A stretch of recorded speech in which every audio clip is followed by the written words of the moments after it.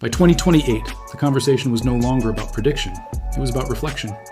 People across the United States looked back at 2026 and asked themselves one question: why didn't I see it sooner?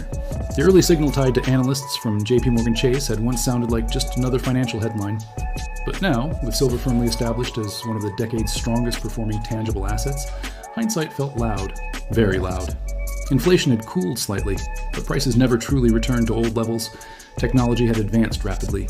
AI was managing portfolios. Digital currencies were expanding. Cash usage declined further. But something unexpected happened during this digital revolution. People began craving what was real. And silver, simple, physical, historically trusted, became symbolic of balance in a high-speed world. Daniel Carter wasn't famous. He didn't go viral. He didn't start a YouTube channel about investing. He just stayed consistent. By 2028, the silver he accumulated steadily in 2026 and 2027 had tripled in value from his average purchase price. He didn't panic sell at the top. He didn't obsess over daily charts. Instead, he used part of it strategically, paid off high-interest debt, covered emergency medical costs for his mother, and reinvested wisely. And most importantly, he slept peacefully, because financial stress no longer controlled him.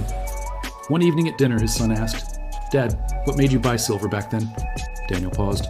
"It wasn't hype," he said. "It was patterns."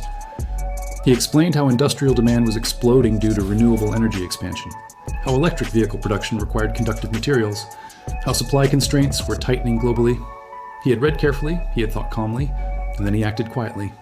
Then he added something deeper. Allah gives signs in many forms, sometimes through nature, sometimes through opportunity.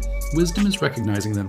By 2028, financial networks like CNBC and Bloomberg openly discussed how silver had outperformed expectations. Headlines read, "The most underestimated asset of 2026, why physical metals are back, and the return of tangible wealth." But this wasn't just about price appreciation. It was about mindset transformation. Americans began diversifying smarter. They balanced digital assets, stock portfolios, and physical precious metals. The lesson wasn't all in. The lesson was balance. For every Daniel, there were many who waited. Some waited for confirmation, some waited for prices to drop, some waited because they feared being wrong. And in waiting, they missed the early opportunity. In 2028, silver wasn't impossible to buy, but it wasn't the same price. And psychology had shifted. Buying early feels powerful. Buying late feels emotional.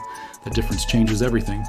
Throughout history, America has been strongest when faith and action work together. Not blind optimism, not blind fear, balanced conviction. In mosques, churches, and homes across the country, families discussed stewardship, the responsibility of managing blessings wisely.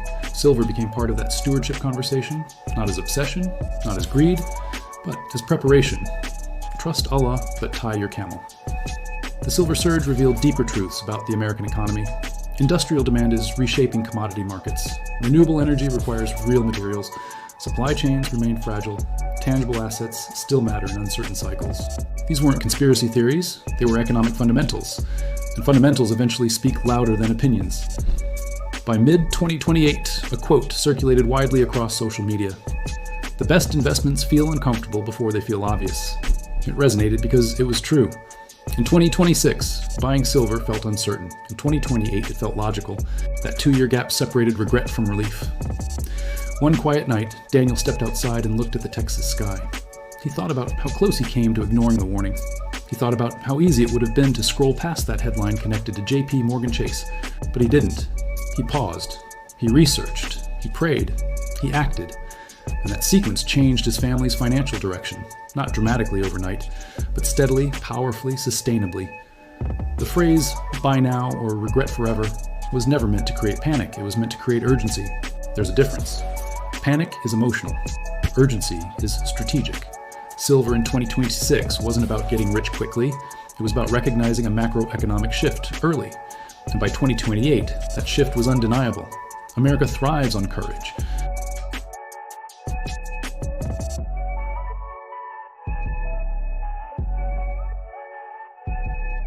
Strong conviction, faith-driven wisdom. Whether prices rise further or stabilize, one truth remains: preparation beats hesitation. And as 2028 continues to unfold, the real legacy of the silver warning isn't the metal itself. It's the mindset it awakened. A mindset that says, study carefully, decide calmly, act wisely, trust Allah completely. Because sometimes the greatest financial victories aren't loud. They're disciplined, they're patient, and they're made before the world fully understands what's happening. By early 2027, America felt different, not broken, not collapsing, but awakened. The whispers from 2026 had become headlines.